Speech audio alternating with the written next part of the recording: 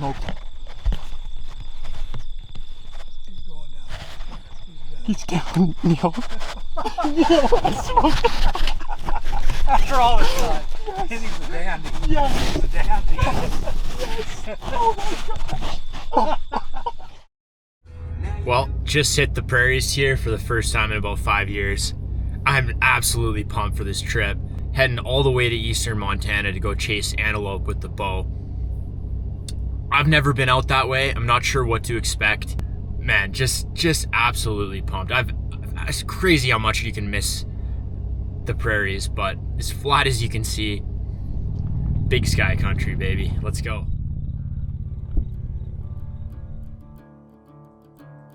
I grew up just north of Montana in some of the best antelope country in the world. Unfortunately, the wait to draw the tag lasted a lot longer than I did, as I found myself back in the BC mountains before I could ever hold it. But this year, I was given the opportunity to draw and hunt with a good friend Neil from down in Montana. Not only was he a good friend, but he was my all-time bow hunting idol. He is an absolute legend in the traditional archery world, and in my opinion, one of the best to ever do it.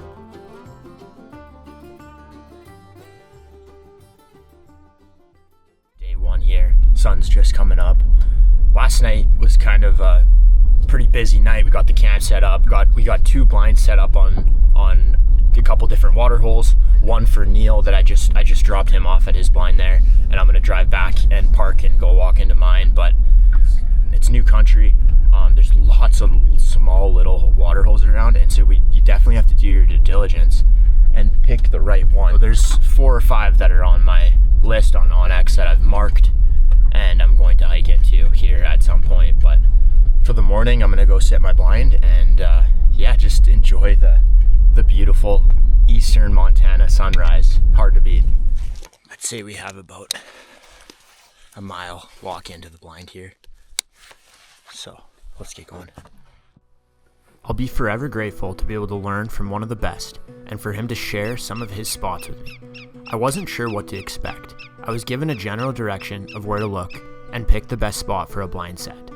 I settled on a larger water hole with good sign. And I definitely made the right call, as day one was full of close encounters.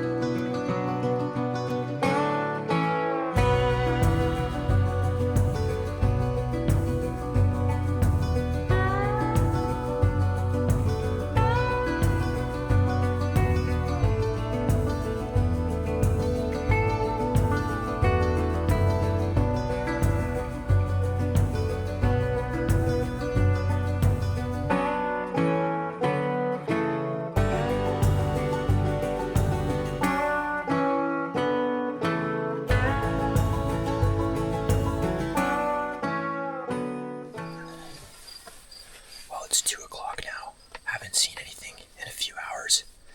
What an absolute mental battle sitting in this blind all day. Super, super hot. I bet you it's 32 degrees. Probably about 40 in here. It's like a sauna, but yeah, we'll see. I knew it was going to kind of be like that, so just got to keep grinding and stay patient between the bugs and the heat. Right now, I'm trying to get away from the heat a bit and sacrificing the bugs, but man, mental challenge for sure.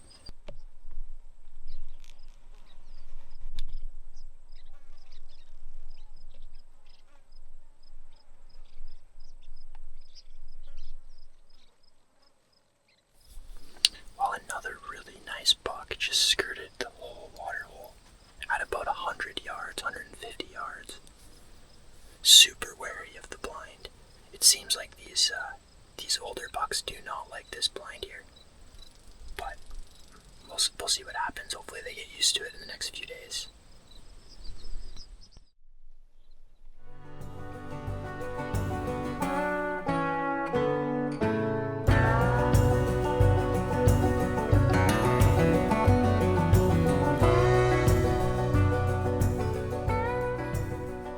Day 2 started off very similar. A lot of young bucks, does, and fawns came to the water early in the day. But they looked up and all spooked out very quickly. I knew something bigger was coming.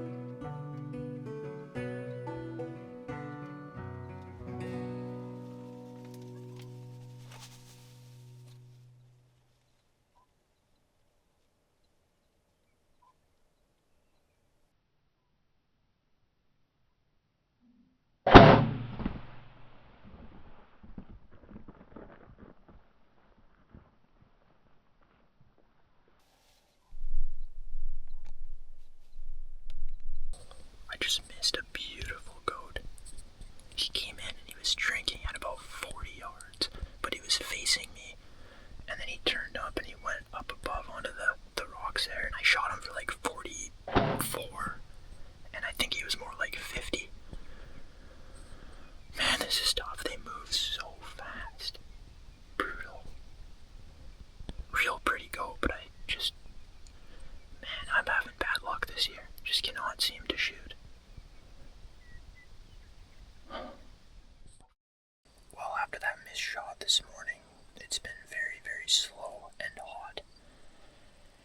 I'm betting it's 40 degrees outside today here. Just an absolute scorcher. No clouds, nothing, so haven't seen much all day, but yesterday, this time of day, around 4 o'clock, things started picking up, so 4 o'clock just now. Got about 4 hours till dark.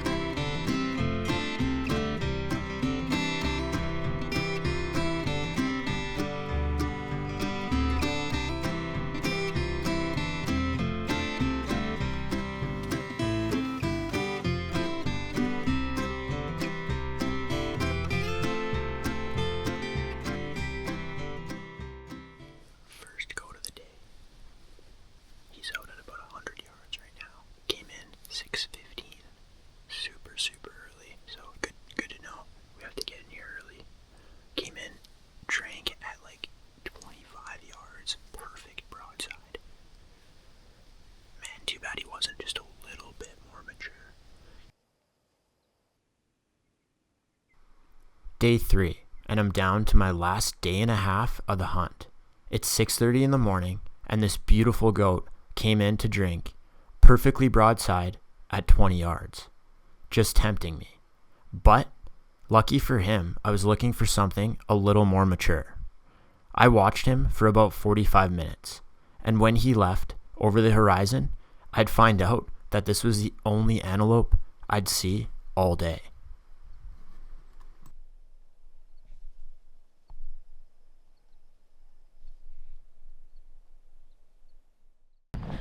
Last day tomorrow, man, I have like freaking 40 hours in the blinds the last 3 days, which is insane. But one more half day tomorrow. Gonna sit till it gets too hot, probably about noon or 2. Day 4, and down to the last few hours in the blind. Early that morning, Neil invited me to sit his blind with him on a different water hole. He said there was more mature bucks hitting this one, and the shot setup was a lot closer. I couldn't have said no. To share the blind with a legend was an absolute honor, and that morning, Sharing and hearing past stories made this whole hunt. I was almost ready to call it a day and make the long drive back, and then it happened.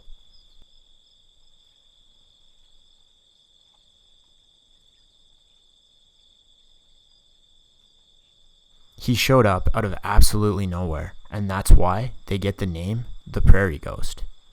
He came in and out for about 15 minutes, and on this particular occasion, I could have swore he was gone.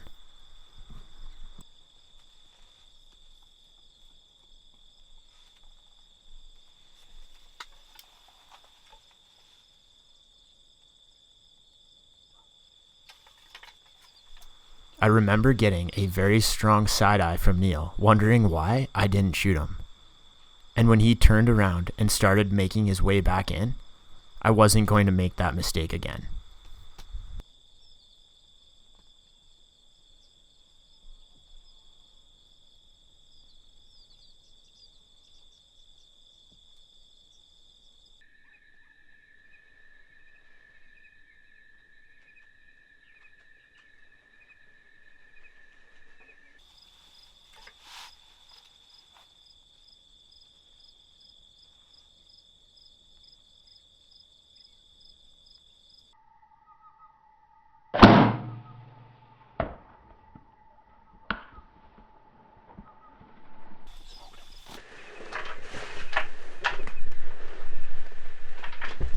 I smoked him, Neil. Oh my gosh. I smoked him. He's going down.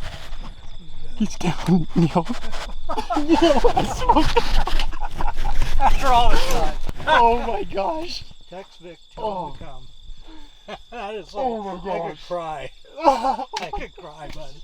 I could cry. That's last hour of the hunt, Neil. I know. I can't believe it. Man, you have no idea how much that means to me.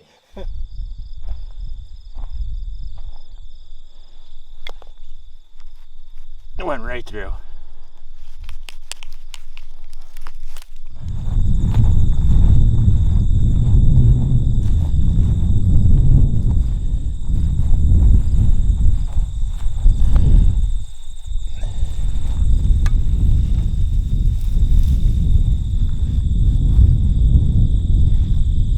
That's amazing. They're the most unbelievable animal. Man, that was the hardest I think I've ever worked for an animal in a long time. And it was not so much physically, but mentally. It was just an absolute challenge.